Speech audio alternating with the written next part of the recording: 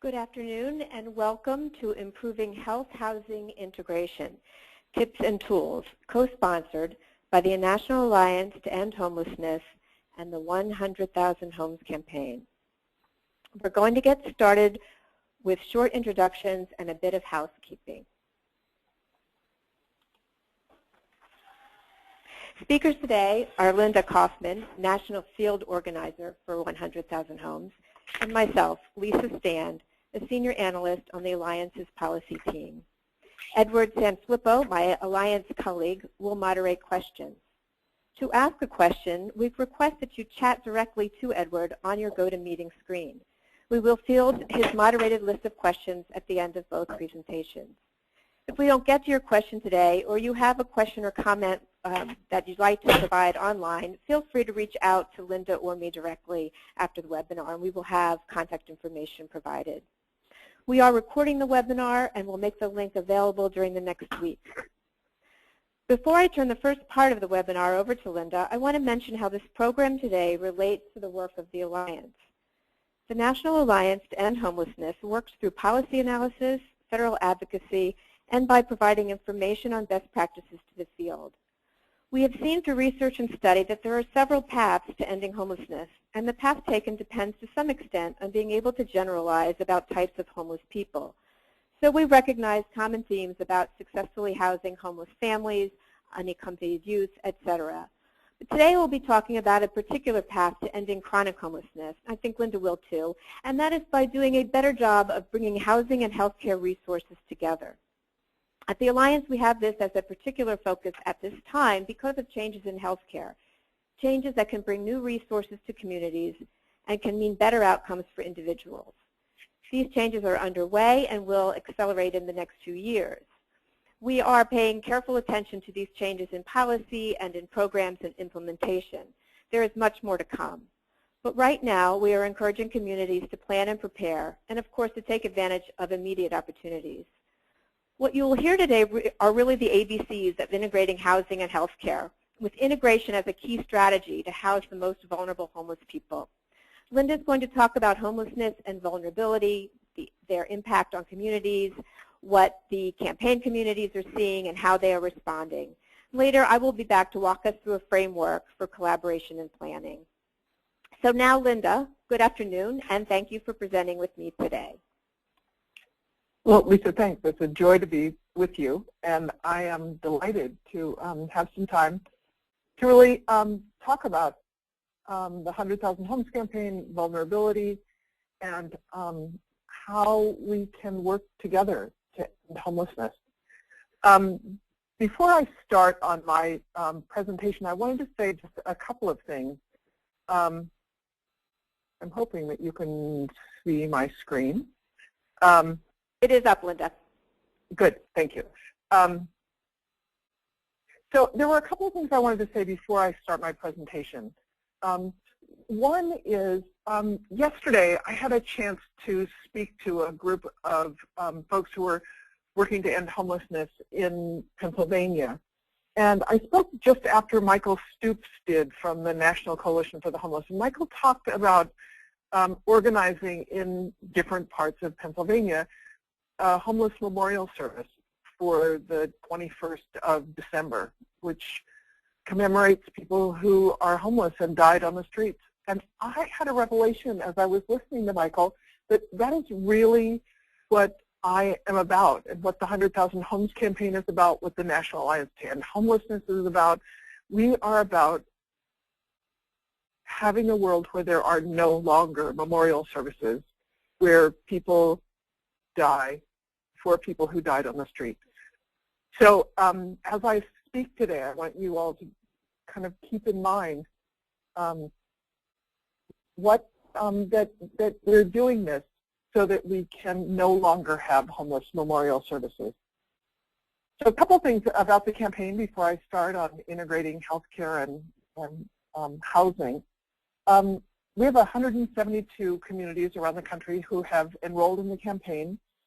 We have 21,629 people in those communities who are in permanent housing who were chronically homeless and or medically vulnerable. We have on our website over 30,000 surveys, the information we gathered from vulnerability indexes with over 30,000 people. It's a very interesting snapshot of homelessness in the United States today. So as Lisa said, housing and healthcare really need to go together. I was struck again with San Francisco, where their public health department has decided that public health dollars should be used for housing because housing really is healthcare. So I encourage you, if you don't know the head of your public health department in your community, find out that person's name and make the director of public health in your community one of your new best friends, because between public health dollars and especially the Medicaid reform that Lisa is going to talk about, I think we have a real opportunity to have not just an integration of services, but also an understanding that healthcare dollars really can be used for housing, and we have to use them well. So let me start on my information here.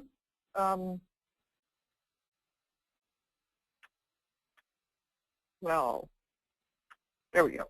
The 100,000 Homes campaign is a national movement of change agents, and our goal is to house 100,000 people who are or have been chronically homeless, medically vulnerable individuals and families by July of 2014.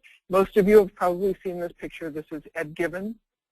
Ed lived on the streets of Skid Row for decades, drinking, and when the vulnerability index was done on Skid Row, he showed up as one of the top 50 people and was in the top group that got put into housing.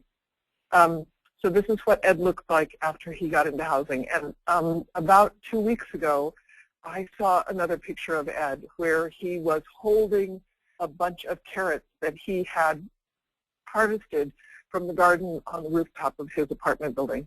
So 4 years later, Ed is still doing really well in housing.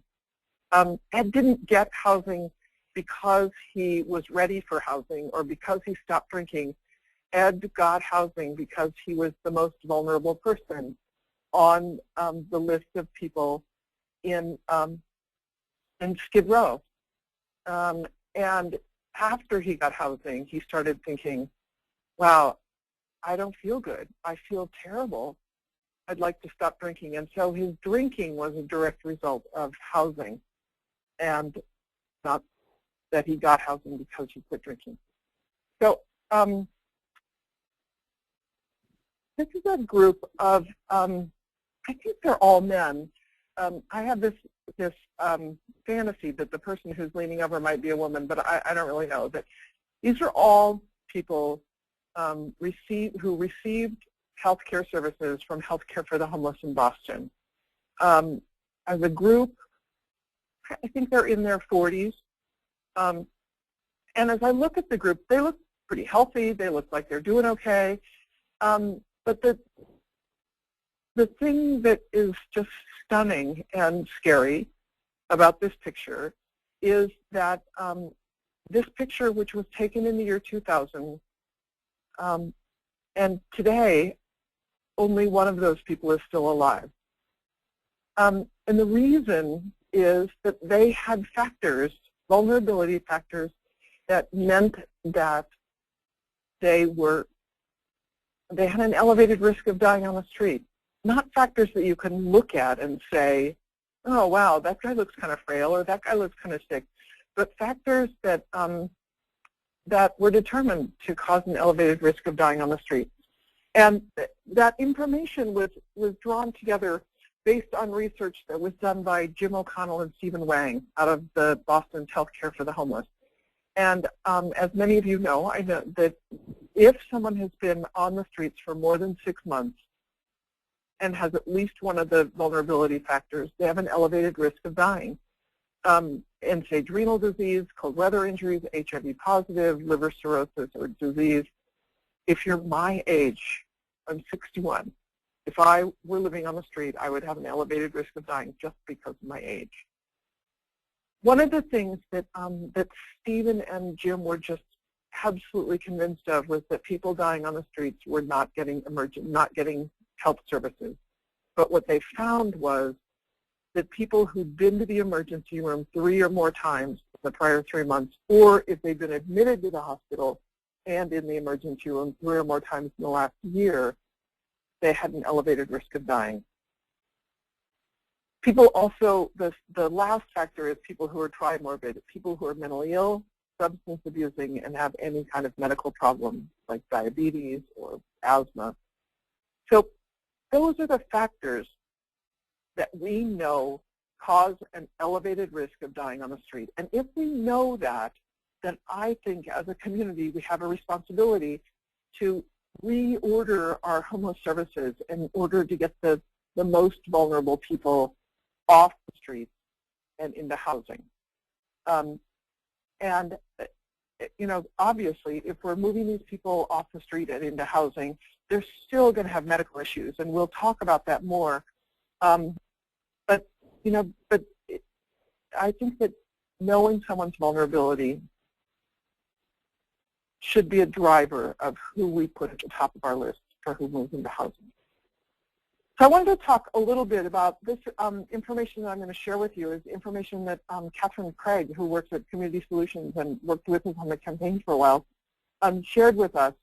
And what I'd like everyone to see in this chart is Linda? that, yes. Linda, I'm sorry, this is Lisa. I'm going to interrupt you for a moment because I don't think your screenshots are coming all the way through, and you need to push from the beginning up on the top left of your deck. Hold on. So I did that. Should I do from the current slide now? See if where that gets you. Oh, you know what? Haven't they been coming across at all? There. Now you got it. And okay. I'm sorry to interrupt. Okay. Oh, no, I'm really glad you did. Wow. I think this will be okay. Sorry. Great, because this is great stuff. Sorry. Okay. No, thank you. So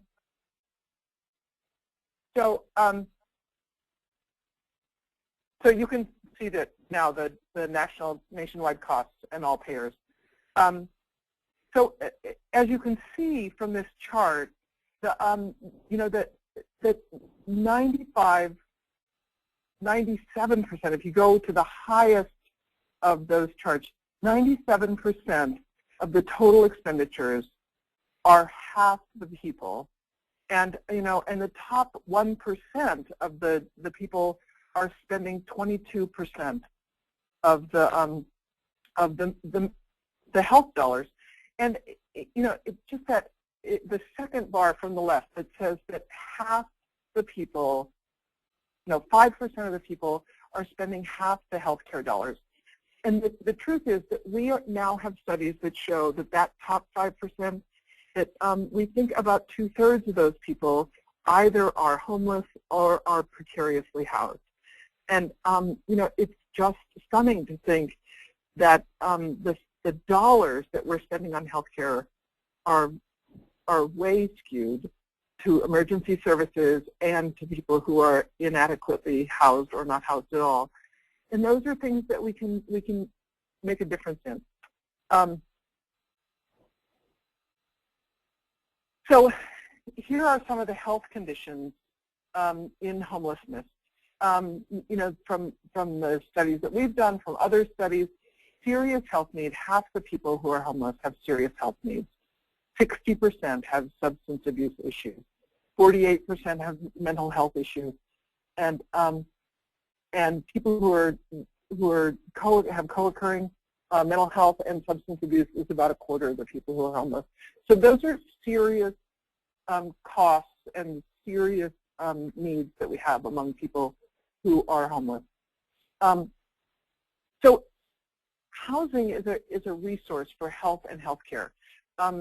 We now have 12 studies, or more probably by now, that show that that people who move from chronic homelessness to permanent supportive housing, that their Medicaid costs drop by 60%.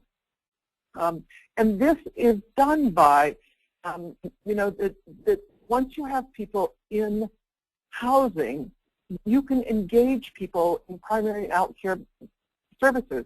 You no longer have to go to hospital space or emergency rooms because people have a place to stay. I mean, I say this, but it seems so simple, but if someone's in housing, they get a bad cold, it's in January, you just have a bad cold, you stay in bed a couple of days, you bitch about it, and you drink a lot of water, and you feel better.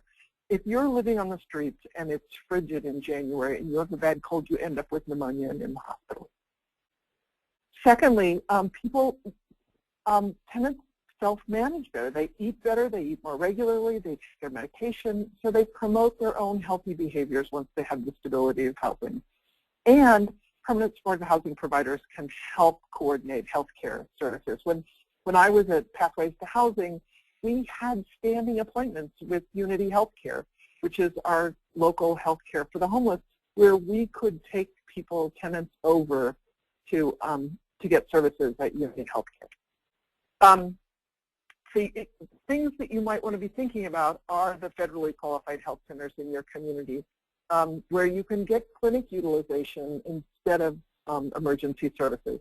And then with hospitals, hospitals provide a safety net, and especially nonprofit hospitals, but they also have a bottom line they have to pay attention to. So the advantage for a hospital of partnering is that it decreases readmissions and decreases the length of stay if you work with permanent supportive housing providers and tenants rather than people who are still living on the streets.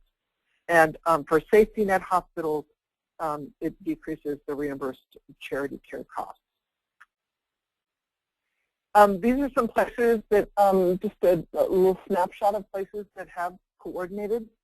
In Portland, there are 8 hospitals that work with Central City Concerns Recuperative Care Program, which allows for the hospitals to work with folks who are doing a better job of keeping people out in the community. In Austin, Texas, when they did their registry week, Seton Healthcare donated $50,000 to support the local campaign event. In Omaha and in Arlington, Virginia, they surveyed in the hospitals during registry week. And in Arlington, the hospital said, could we do this survey with other people who come in after registry week to see who is medically vulnerable? And in Watts, the FQHC was the lead agency as they did their campaign. So we reduced emergency department and inpatient services by 60% when people move into housing. And that means that Medicaid savings can range from $1,000 to $17,000 per member per year. In Maine, Seattle, Massachusetts, they've all shown just incredible savings when you have preventive care instead of emergency care. So we know that housing makes such a difference. So I want to talk just very briefly about the 100,000 homes model and what it looks like. So if you want to really work to figure out who your most medically vulnerable people are in your community, here are the steps that we suggest you take. First, you build a local team. We know that on your local team, if you can get the majority of the people who are listed on this slide, the continuum of care, your local elected and government officials, nonprofit providers, business leaders, philanthropy, housing authorities, the VA, health departments or Medicaid directors, and faith communities working together, you can really form a strategic alliance to end homelessness. So often, those of us who are doing homeless services, we get the continuum of care, we get the nonprofit leaders, and maybe we don't get very many other people to come to the table and talk with us. So as you start really strategically looking at reducing health costs and integrating health and housing. It's really, in Washington, D.C., it was the business leaders who said to the city, we need to do a better job of housing people, and really brought the 100,000 Homes campaign to Washington, D.C. It was philanthropy in Washington, D.C. that said, let's really work to do something strategic to end homelessness instead of just providing dollars for homeless services. It was the Housing Authority that said, you know, we can do this. And when the campaign was going, you know, full bore here in Washington, D.C., the Housing Authority, I did a vulnerability index on a man that I met that I'd never seen before, sent that to the Department of Human Services, who sent it to the Housing Authority, and I did the survey on Tuesday, and he moved into housing on a Friday. That's how fast, if you get all of these people really working together, how quickly you can get people housed. This was a man who was over 65, who had had cancer, who'd been on the streets for years, and also another challenge was he had a couple of dogs. But all of that working together, he still was in housing within within 3 days. So once you build your local team and really have a sense of momentum in your community, then we say clarify your demand. Find out in your community how many people are medically vulnerable and have an elevated risk of dying on the street. We suggest you do that by doing a registry week. Communities who have done a registry week where they train volunteers, go out 3 mornings in a row, find out, do the vulnerability index, you know, those 8 factors, find out how many people have those 8 factors. Really work with your community so that you know by name every person who lives on the streets with enough information to triage those people into the most vulnerable, chronically homeless, and at the top of the list for housing. So clarifying your demand, once you've surveyed everyone, then you have a community briefing where you tell your community what's going on. And community after community says to me, you know, we didn't really have the momentum until we did our registry week. And we were able to see how many people and their faces and their names, people who were going to die on our streets. So clarifying the demand. And if you're like most places in the community, step 3 is probably the most challenging. How do you line up the supply of housing? And it's a huge issue. And we are not going to get everyone housed who is medically vulnerable in this country by concentrating on homeless resources. The shelter plus care and supported housing programs are, you know, less than 2% of the housing vouchers that are available in this country. So we have to go mainstream. We have to go with our housing authorities and partner with them. We have a toolkit on how, and I think the National Alliance is also how to partner with your housing authority to get more service, more housing into the hands of people who are going to die on the streets if they don't get housing, people who have very high medical costs.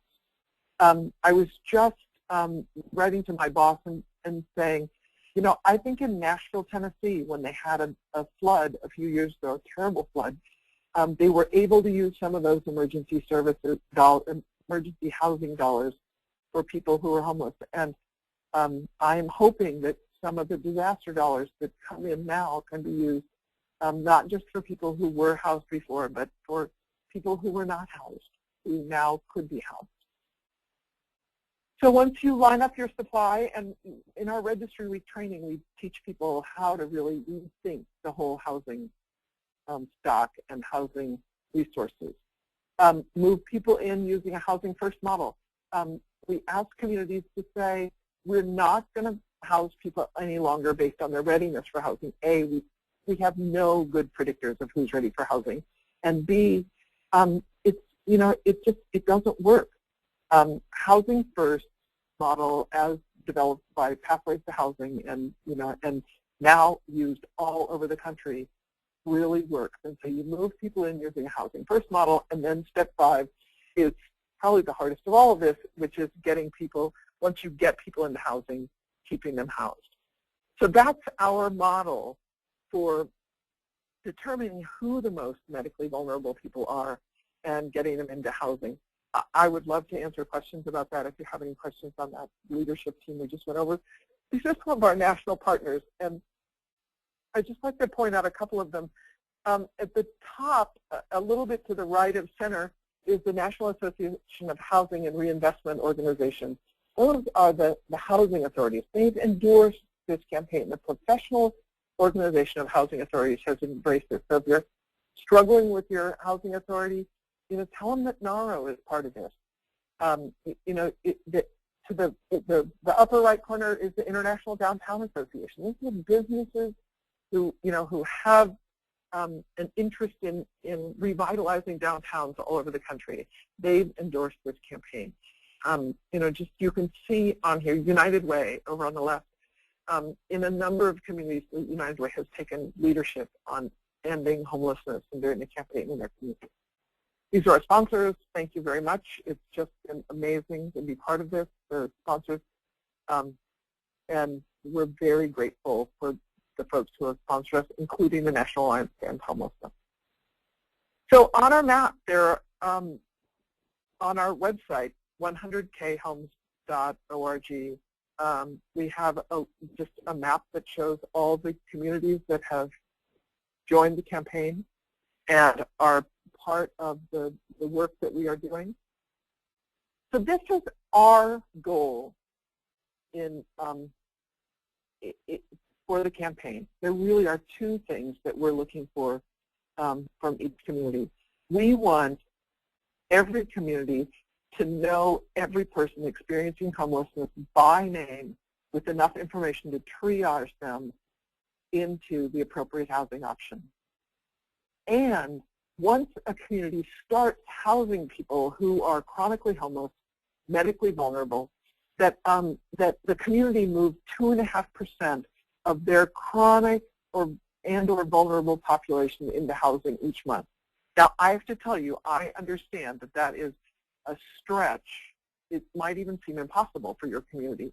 But if you can start moving 2.5% of your chronic homeless-based population into housing every month, you are on track in 4 years to end chronic homelessness. And our country has set as a goal to end chronic homelessness by 2015. And although this 2.5% wouldn't exactly get you there at 2015, you would be well on your way to ending chronic homelessness by 2015. So there's my contact information. I hope to hear from many of you and would love to talk with you about what's going on with the campaign, what's going on in your community, and how we can work together. So, Lisa, I think it's yours now. Okay, well, thank you, Linda. Let me get the slides switched around, and hope we can verify that that's working a little quicker than took a little bit more. Okay, then. So thank you very much, Linda. And just I'm going to follow up, keeping the priority of ending chronic homelessness as our priority, talk a little bit more about improving how systems of care work, and offer some tips and tools for planning and collaborating. Again, I want to just remind you to ask questions. You can use the questions feature or chat directly to Edward Sanfilippo, who is moderating for us. And for those of you who joined us a little bit later, we will be making materials available to you, and we are recording the presentation, and we'll have a link available there as well. So staying on task then, as Linda, I think, very, very graphically told us, the key strategies for ending chronic homelessness are housing first. That is really the first step in the primary intervention. But then in ending chronic homelessness, housing has to be combined with person-centered supports and services. And I'll talk a little bit more about what we mean by person-centered.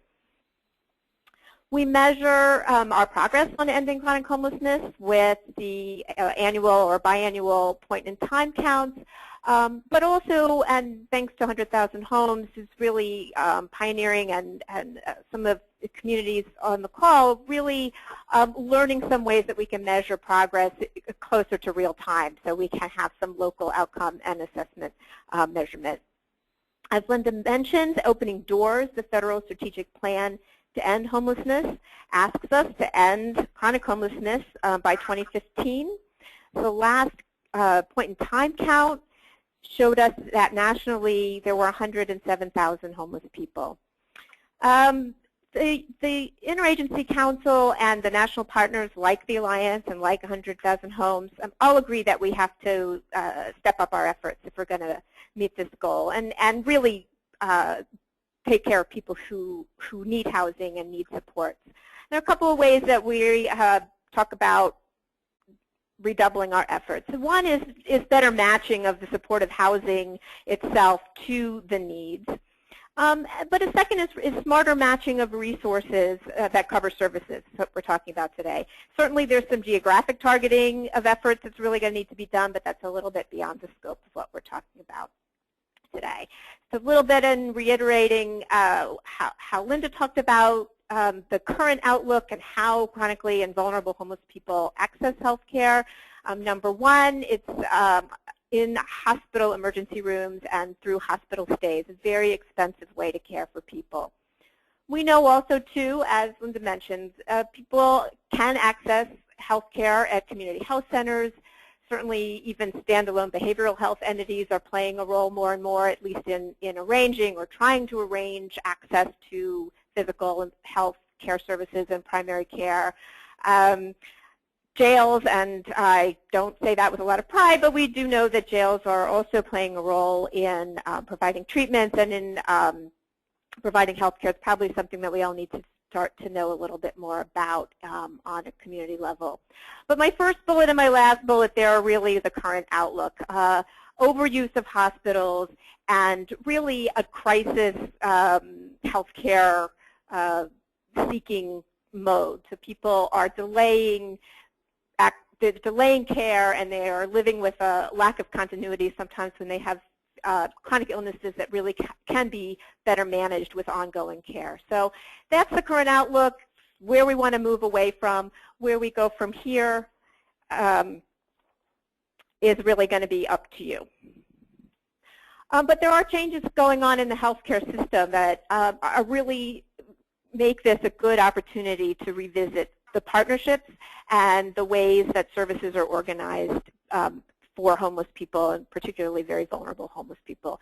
The Affordable Care Act, which is going to be fully implemented in 2014, but is in important parts already being implemented, is driving a lot of changes, but changes across the healthcare system are happening along with it that really make this a good opportunity. With the Affordable Care Act, more people will be covered by Medicaid. And Medicaid is offering more options for states and providers, more benefits and programs that just provide enormous opportunities and highly relevant ways of organizing services for our population. Those are happening now, and they are applied to people who are in Medicaid now, not waiting for the expansion, which, as you probably know, is going to be a state-by-state proposition starting in 2014. The Affordable Care Act has also brought significant new funding for community health centers, and so we are seeing a lot of activity on the ground that's providing opportunities. And the Affordable Care Act, along with some other federal policy changes, have really elevated behavioral health in the overall view of what wellness is and what good health status is, and the need for behavioral health as, like housing, as that sort of baseline platform to achieve physical health goals. Lots more attention to quality and to the notion of value in healthcare, that when you're paying for a treatment, an intervention, a set of services, that you're going to have the results that that are expected, particularly in individual outcomes, but also in community outcomes in the aggregate. So lots of incentives for innovation and economizing. So I mentioned person-centered solutions, and for chronically homeless or very vulnerable homeless people, again, we're back to housing first. That's sort of the first thing about being person-centered. This person will be housed. But as we also know, for chronically homeless and vulnerable people, the ability to remain in housing depends a lot on having the appropriate supportive services. And here we're talking about a menu and a package of services that are tailored to an individual, based on an individual plan of care, based on needs, and driving toward that outcome of housing stability and recovery, so that people can remain housed and they can recover and be independent living in the community. And as Linda said, we've seen with the campaign communities, and we've seen across the country, integration of housing and healthcare really gets results. It gets results for individuals, and it gets results for systems and the overall way that costs are allocated for taking care of people.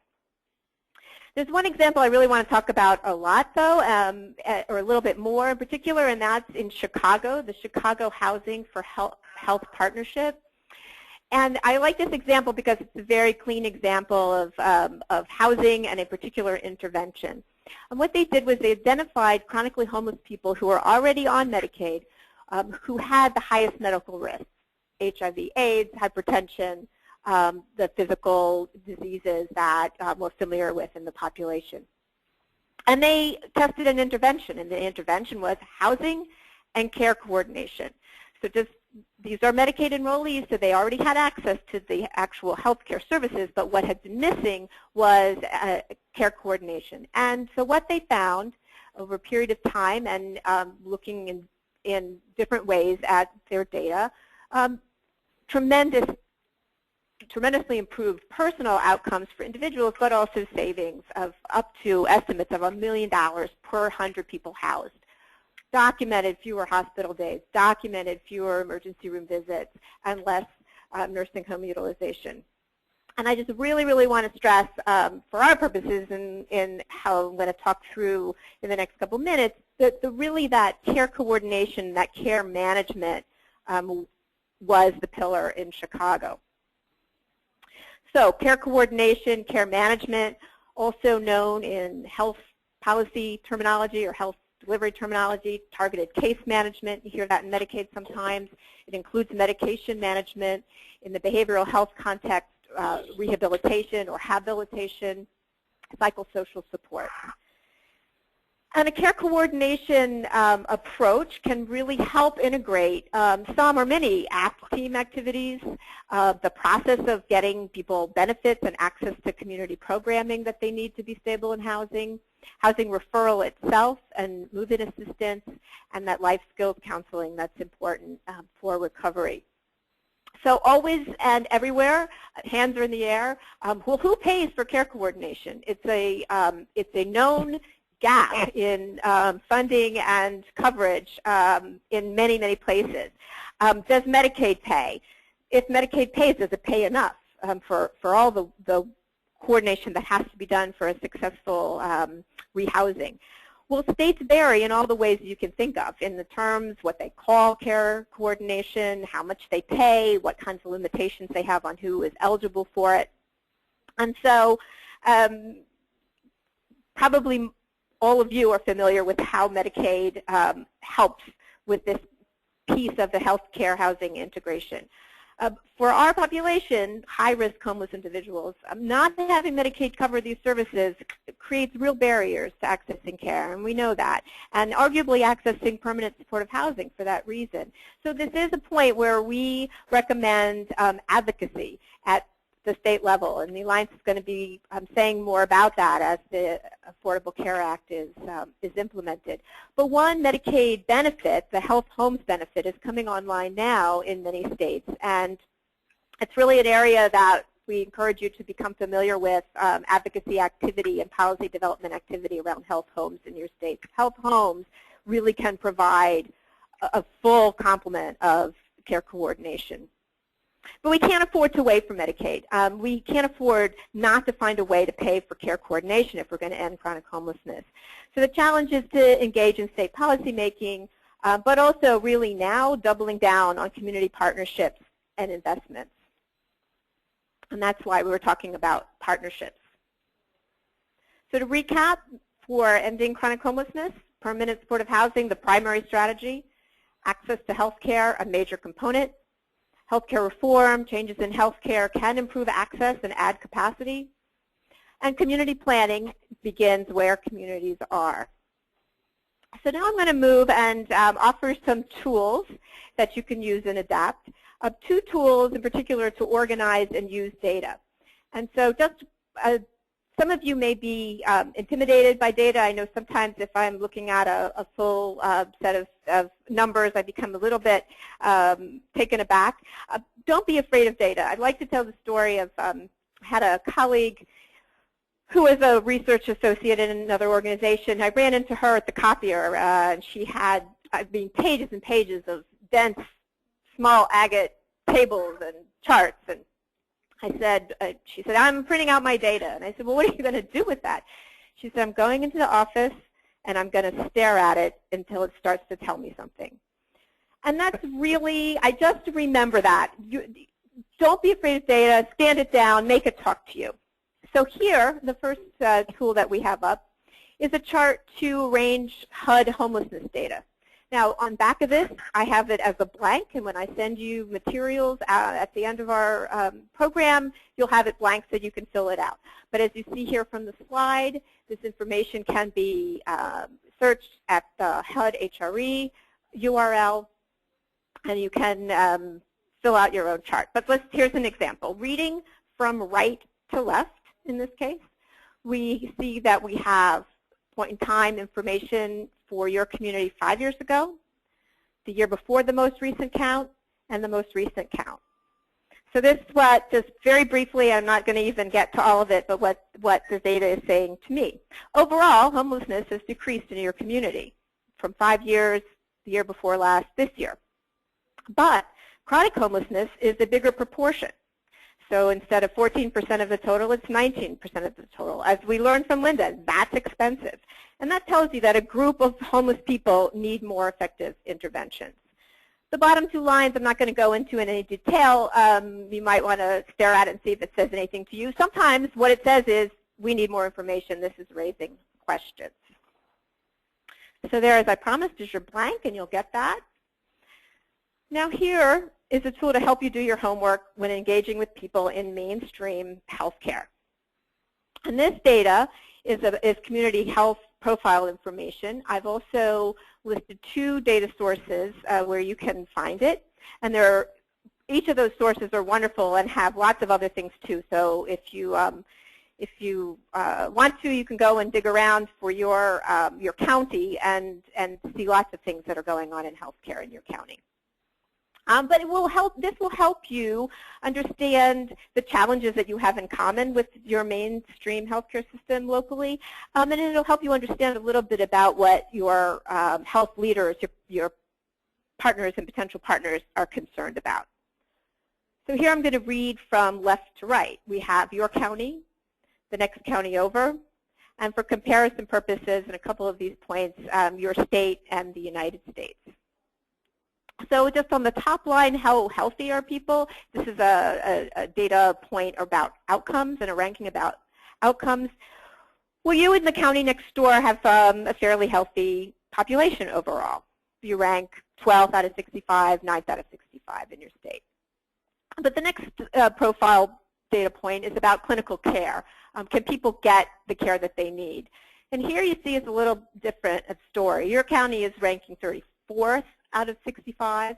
The county next door is even further down at 55. So maybe that tells you that, okay, people are mostly healthy, but maybe the ones who aren't are unable or have difficulty getting appropriate care in your corner of the state. And then skipping down, do people lack health insurance? So in the United States, that's true of about 11%. In your state, 25%. I wonder if some of you can guess what the example is here. And in your county, the next county over, even worse than the state average. So people are going without health insurance. Some of the implications of this, just adding up, paying for health care for higher needs people is probably an issue for your local health care leaders. Now, is that true? I don't know. There's a lot more that I would need to know. But this is enough information for you to start a conversation with someone. And I just want to draw your attention to the last line. Do people have high housing costs? So what is a housing cost burden metric doing in a community health profile? Well, this is just to point out that your healthcare partners are probably closer than you think in understanding the dimension of housing in overall healthcare, but also that they may understand they have high housing costs, but you have understanding of what that means in terms of homelessness, and you can bring potential solutions to the table.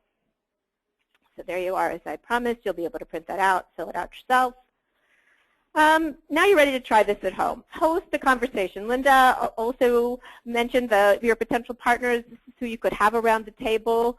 Hospital, health center, public health department, absolutely. Behavioral health organizations, your mental health officials, private funders, please. And, you know, your local jail medical director. If you can engage that person, it might be a really, really interesting conversation. And so start to rethink your partnerships, do your homework with the tools, and engage allies and stakeholders. The initial conversations really are taking stock and exploring. Talk to your mainstream healthcare providers when you have this opportunity.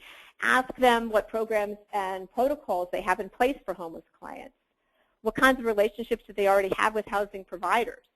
What are they doing for funding offsets for uncovered care? That's usually a sensitive topic to raise, but people are willing to talk about it when we start to have and identify a common goal of addressing chronic homelessness. And what are their discharge policies affecting homeless people? And then next, when you've been able to take stock and explore, the next item on your agenda is options for better integration and coordination. Clinical, first of all, lots of work to be done integrating primary and behavioral health care, and then adding the housing piece. But integration and coordination oriented ultimately toward housing and recovery. Keep it top of mind and ask your potential partners to keep on the top of their mind. Write this on your flip chart. Person-centered solutions, the right services that people need to remain in housing and to recover and achieve full independence. The value proposition, are we getting the outcomes we want from the investments and the resources we're expending? How do we improve the system? Are we really leveraging all the state and local financing that's available? And so that's really the note I want to end on before we take some questions. Ultimately, the goal is expanded housing capacity for the most vulnerable. And that's really 2 points there. That's expanded housing capacity, and it's capacity for the most vulnerable. And so that's always making sure that we have the right services and supports available along with the housing. Some worthwhile outcomes of housing and healthcare collaboration on the way to that bigger goal, however, include improved services and referrals and response systems, updated ways to set and follow priorities that house the most vulnerable first, and that really is a matter of everyone in the community involved making that commitment to agree upon priorities and follow them. And then always opportunities for joint advocacy. State decisions on healthcare reform are being made now. Next year will be a pivotal year. And in fact, states are always doing health policy, and people who advocate for chronically homeless people should be involved in those conversations. Behavioral health policy changes are happening right along with all of this. And I would encourage you to get involved in those. So again, when you have these materials of your own, we have some references places where you can get more information if you want to look at our website or contact me. And while we do questions, I'm just going to leave this slide up, which has my contact information on it and also Linda's. We both would be delighted if you get in touch with us later with questions or comments, success stories, or challenges that you've encountered.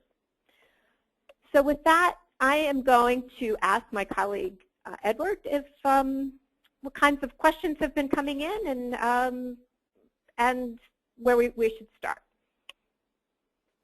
Hey, Lisa, can you hear me? Yes. Yes. Okay, great. So big round of web applause for Lisa and Linda for the presentation. I want to thank everybody who chimed in with questions, especially for letting us know the slides weren't working at the beginning.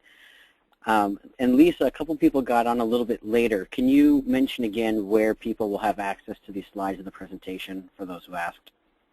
Yes, sure. Well, I think what we're going to do, one of the easiest things is we will have everyone's email who logged on at any time. And so we will send out, I can send my slide deck, I think, and access to Linda's.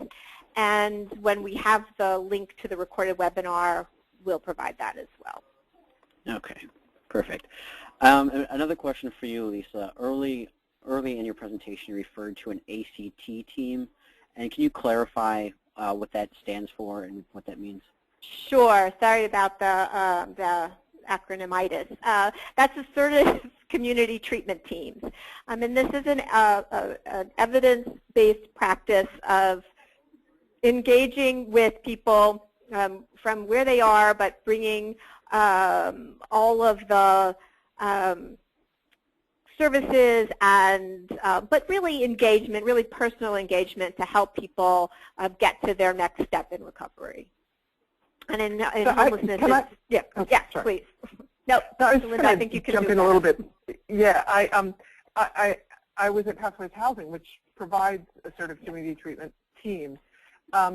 And it's based on the idea that if you want to work with a whole person, you need to have a whole array of services offered. And especially people, people who qualify for ACT services are people who are seriously and persistently mentally ill. At Pathways, the person also needed to be chronically homeless. And of that population, probably about 90% of the people were substance abusing. So the team of, about 10 people, 10 staff working with 100 clients, or about a ratio of 10 to 1.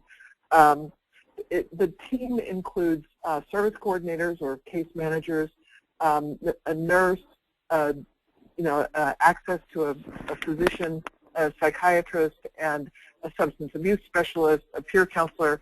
So it really gives a whole team, and it's a team-based provision of services, not I'm your case manager, but but the whole team provides the services. Thank you. Yes. Edward, what else? Okay. This is a question for probably Linda, but potentially both of you. There was a question about working with these chronic homeless populations and how they're hard to house, and what kind of strategies are out there to get the chronic population back into housing because of some of these barriers. Sure. It is a huge challenge. If you're, when I worked at Pathways to Housing, I always said to people I was interviewing who were interested in working there, people come in, they've got their master's in social work, and I asked them in their interview, well, how do you feel about cleaning toilets? Which does not endear you to someone who's just got their master's in social work. But the truth is, if we're going to work with people who have been chronically homeless, sometimes for decades, they often don't have the skills for how you move and function in housing. So working on life skills along with someone to help them in housing is just essential. The other part of moving people who have been chronically homeless using a housing first model is that it's not that people's housing depends on whether or not they receive services. It often does, just in that people don't lose their housing because they don't see service, don't have service, they refuse to have services. So that you're working with someone as a professional, you're working with someone who is now a tenant, and your main job is to keep them in housing. And your main tool for doing that is listening to what people want and helping them get what they want so that people have what they need in order to stay in housing. So it's very labor intense. It needs to be titrated so that you provide the services necessary for someone to stay in housing. In the beginning, when I was at Pathways, people were often seen once a day when they first moved into housing. And, you know, as they stabilize, it can be a lot less frequently than that. But it's very labor intensive, and it's really based on what the needs and the choices are of the tenants so that they can really shape their own future. Lisa, anything to add?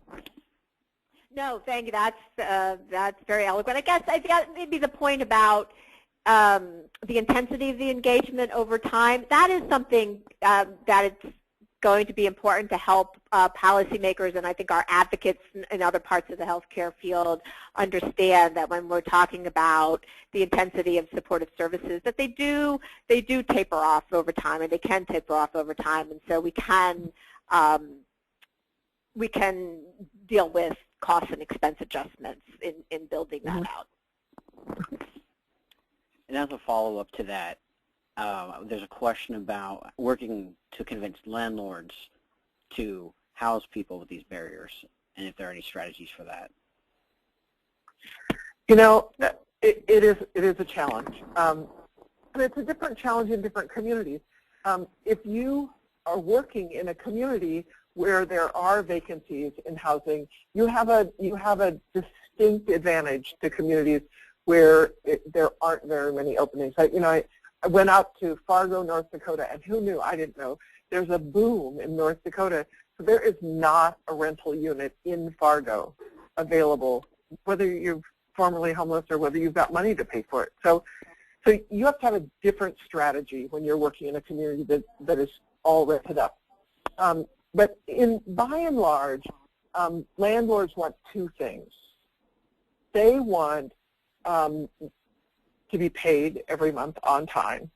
And when there's a problem with a tenant, they want someone to call. They want someone to take care of the problem. And you can provide that to a landlord.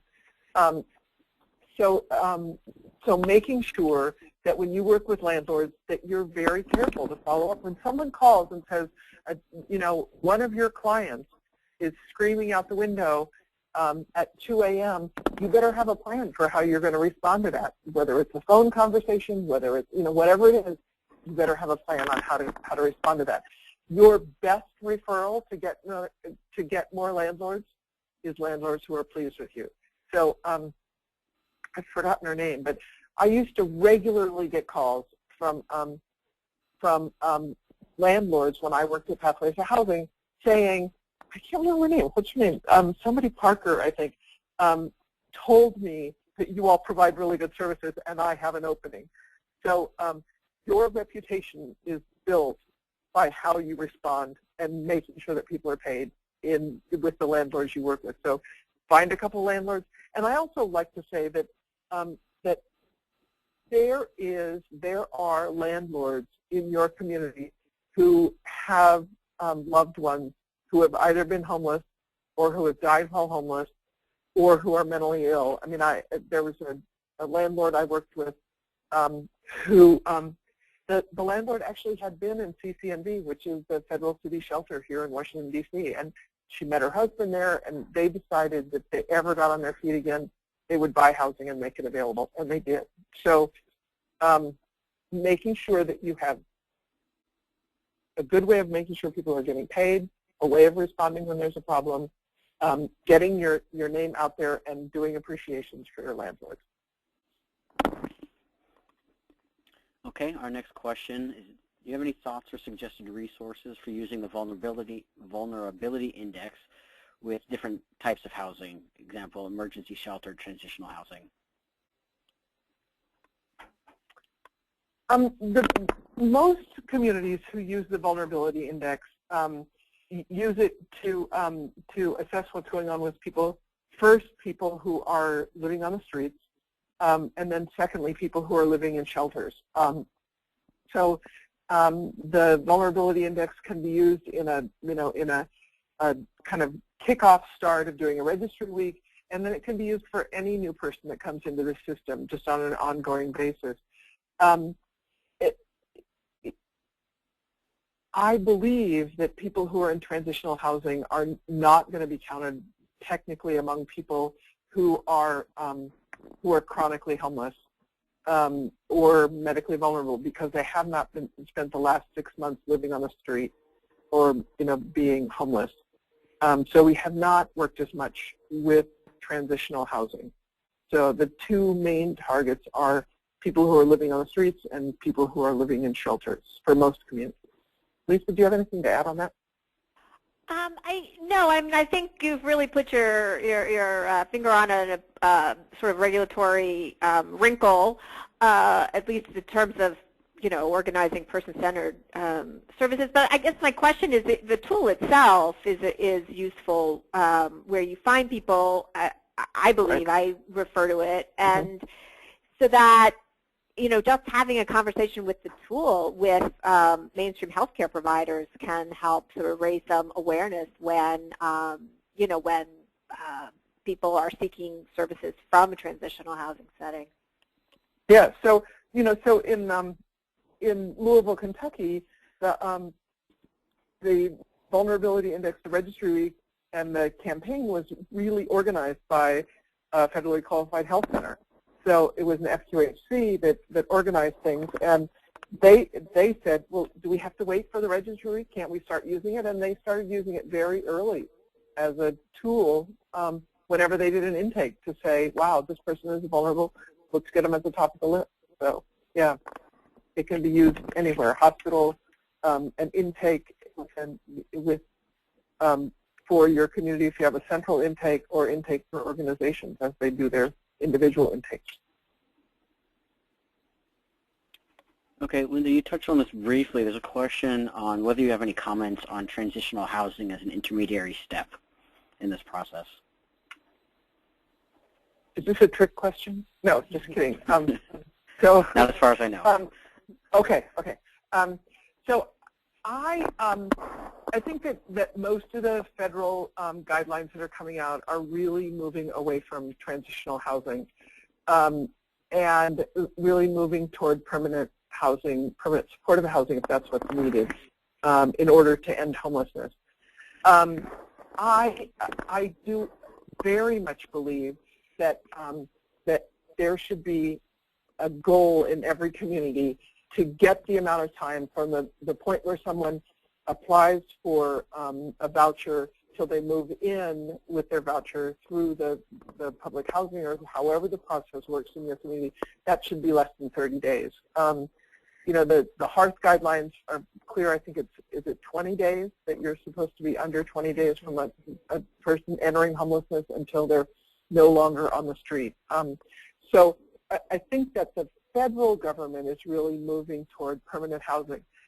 Now, that said, I think in many communities it's taking more than 30 days for people who are headed toward housing, and I think that we have a responsibility for people to have some place to stay as the process is going toward getting them permanent housing. And so, using some kind of a shelter or or housing that's temporary as people are moving toward their permanent housing, not as a requirement, but just as a reality for communities that there sometimes needs to be that space, that resource in your community.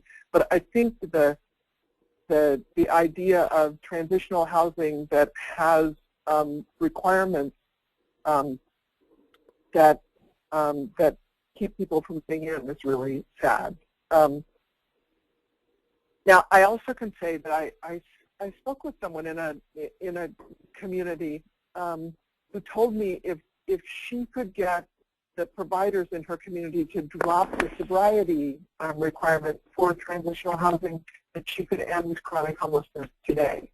So I think the whole idea of housing first and moving people not based on readiness, but based on need into housing is something that is, it's a challenge for many people. And I have to tell you, I was totally challenged by the idea of housing first the first time I heard about it. I adamantly said I will not move people who are still using crack into their own apartments.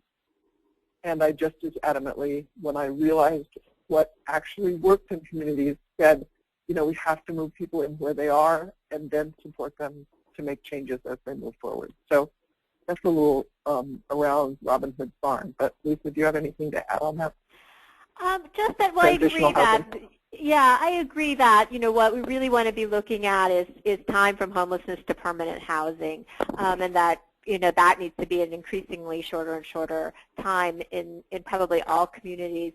Some communities have done pretty well in transitioning their transitional housing units to permanent, yeah. To permanent. But the other is just to keep, and I go back to that notion on the service end of it of person-centeredness. And so we want to be really working with models that have the most flexibility in, you know, really zeroing in on what does this person need, and what do they not need, what do we not need to require, and to keep services voluntary and to keep the service package really right-sized and flexible as people move through the continuum to independence. And so, you know, maybe in a couple of years we won't be talking so much about transitional housing, but we'll be talking about, you know, the flexibility of models and the speed of moving into permanent housing. Okay. Lisa, this question is directed at you. It's about integrated care coordination. And if you could talk about the benefits or the applicability of different ways of doing this in terms of co-location of staff, cross-training of staff, or mobile treatment teams, and which might be best in different situations. Right. Okay. Actually, you know, and not to be glib, but what's the best is really what's going to work, you know, in your community. Let's start with co-location. I mean, there's co-location and there's co-location. There's you know, you could have a single site permanent supportive housing building that has, you know, a clinic in the downstairs, and, you know, maybe it's a block away from the hospital. There are disability rights advocates who do not think we should be moving to that kind of a vision. Obviously, you know, in some places that's what we're going to have. So co-location is really not so much the issue as it is access. And so if you have another model where you have, you know, maybe scatter sites and services, you have to have the mobility. You have to have transit in place. You have to have a care workforce, you know, that's able to travel, that has the capacity to move from place to place to do the work. And so these really are local questions. I think, though, that the health homes start with, and they actually in Medicaid require the definition of an interdisciplinary team that will get the job done. And that team usually, for very, very complex cases, or people with, you know, chronic health conditions and behavioral health and housing stability kinds of challenges. There's a medical component, and that could be a physician or it could be a nurse practitioner. That's also a very local question sometimes. Certainly a psychiatric presence if that's necessary, a pharmacist if that's necessary. And then the housing specialist, again, to the extent and if that's necessary. But you don't also have a whole team solving a problem that doesn't, you know, need a whole team. So again, it's that person-centeredness. What's going to, what is the team makeup that's going to be effective in a given situation? I know, and Linda, you know from Pathways, I mean, there are optimal case loads, right? So. Right. I don't know, 1 to 10. I don't see them. I've seen some going higher than that, but I think they're. Yeah, I think 1 to 10 or 1 to 12, 13 for people who have, you know, who are seriously and persistently mentally ill, who've been chronically homeless. And and then after people stabilize, you can move them more to a case management, higher caseload kind of way of responding to support people in their housing. But it does. And the other thing that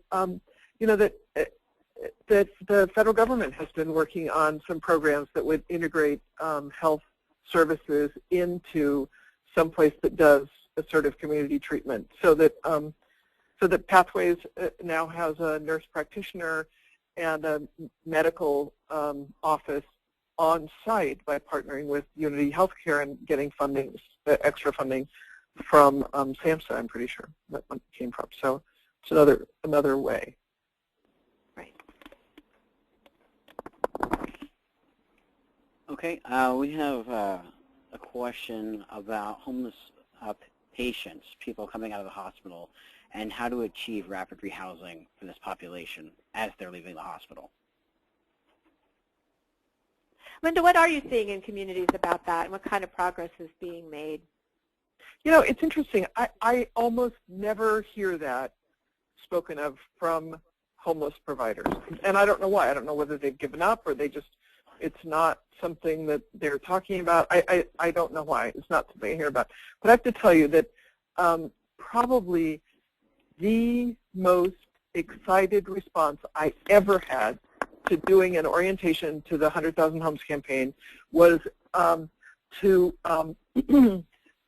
administrators at a big hospital in Delaware, where they were so excited about the possibility of working with the homeless providers so that A, they could get people out of the hospital more quickly, but B, so that they didn't have to struggle with what do we do with homeless people and we can't just discharge them. So, I know this is it's an issue for hospitals, but it just I frankly it does not come up when I'm out talking in communities, and I don't know why.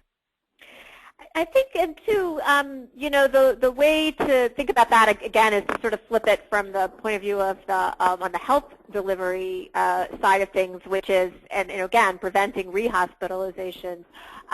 Just speaking also from experience in the mainstream healthcare arena, if you are unhappy with hospital discharge planning and discharge practices, in the homelessness arena, get in line. I mean, there's a lot of unhappiness with discharge planning, and especially when people are, still need follow-up care and all the rest. But that is changing, and this is another area where, you can show you've done your homework if you raise that. Hospitals that are receiving a lot of public money are going to start financially getting dinged for unnecessary rehospitalization. So if they're pushing someone out and not interested in what happens to them because, well, they'll be back in the ER a day later, and that's, that's not going to be tenable for very much longer, and hospitals will be interested in solutions there.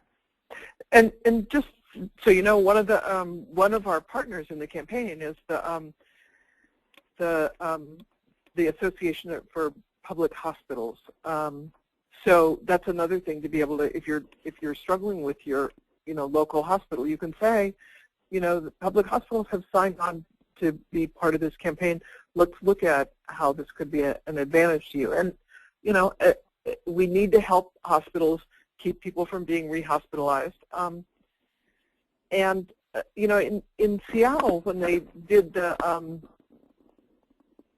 1811 Eastlake, when they developed housing for I think around 75 apartments, they went to the public hospital and said, give us the 75 people who use hospital services the most, who are homeless. And and that's a population in some communities that is of huge interest because they're very, very expensive.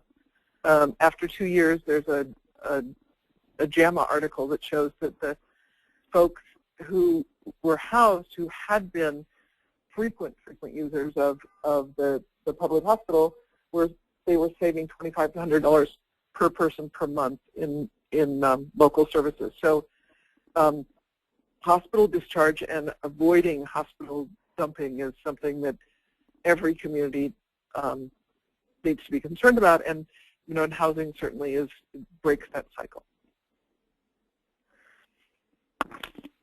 Okay, we'll have one question left at the moment. We do have time. If you have more questions, you can get those in. This is going to be a little bit of an elaborate one, Lisa. I think this is directed at you especially. You had said that HEARTH wants people to provide permanent housing within 20 days of getting a voucher, and people are finding that higher functioning groups they're able to do that, but for the people who are more acute, that it's more difficult to meet that timeline, and that it's getting longer to be able to do that. And wondering if you're able to speak to that, the barriers that present. Well, I think it's, and I'll ask Linda to help me out here too, but it's a matter of, a lot of the things we've been talking about is developing the landlord relationships, having an overall way of thinking about capacity so that, you really are able to prioritize. But I know the temptation is great, to house people who are easier to house. But that's why you see in that one community, homelessness going down, but the proportion of homeless people who are chronically homeless, not budging or getting larger. And so, no, I agree. And I know, that these are, just sometimes uncomfortable things, and just requires that level of community planning. I don't know, Linda. And I think also, one of the things that, correct me if I'm wrong on this, Lisa, but one of the things I feel like we really learned under the HPRP, the Homelessness Prevention and Rapid Rehousing program, was that that many people, you can break their homelessness with a much shallower, much briefer intervention than a voucher, a permanent voucher. And so I think we need to be very careful to make sure our what we provide for people is not necessarily what they're asking for, but what we've learned as a community is an effective intervention for that particular population, and that we should, I think, save permanent vouchers for people who just can't break the cycle of homelessness in any way except with a permanent housing voucher. So I think that's one thing. I think also that that it is a challenge for communities to rapidly house people using a federal voucher. It's not easy, and that the 100,000 Homes campaign has a housing placement tool, that how to speed up your housing placement tool that we can make available for campaign communities who, and I think that there really is no magic to this, but I think the secret, if you want to have more rapid housing, if you want your housing placement process to get down under 30 days, everybody who's in the process needs to know each other. So the magic of the housing placement boot camp, where you work to speed up your housing placement timing, is that people sit at the table together who never sat together before. So you have your COC, you have your nonprofit providers, you have your housing authority, the VA, a person who's actually been housed through this process, all sit at the table and say, what does it take to get someone housed? And now that we know exactly every step, how can we make that go faster? So, I think that we need to make sure our resources are used appropriately, that people aren't getting more resource than they need in order to be successful, and that everybody in the process should know each other. So that when I say, if I work at the housing authority, I can't do this any faster because the Department of Human Services sends me applications that are not complete, then I ought to be able to pick up the phone, talk to someone who I've met face-to-face, and say, this is what I need. I could do this in half the time if you could get me a perfect application. So I think those are a couple of things that that could help communities speed up their housing process. I think this is probably my fault for this miscommunication. To clarify, the barriers were with the person being engaged and trying to stay in contact with them to get them into a housing situation and how to overcome that challenge.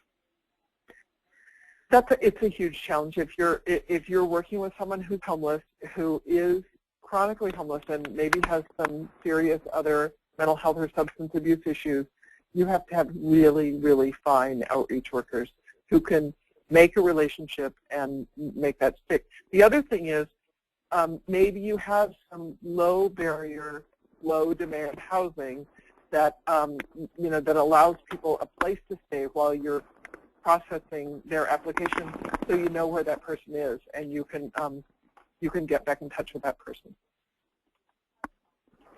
Is that closer, Edward? I think that gets where we were trying to go. Okay. Okay. Sorry, I just ripped We it. covered a lot of ground with that answer. We did. Hopefully that answered everybody's questions today.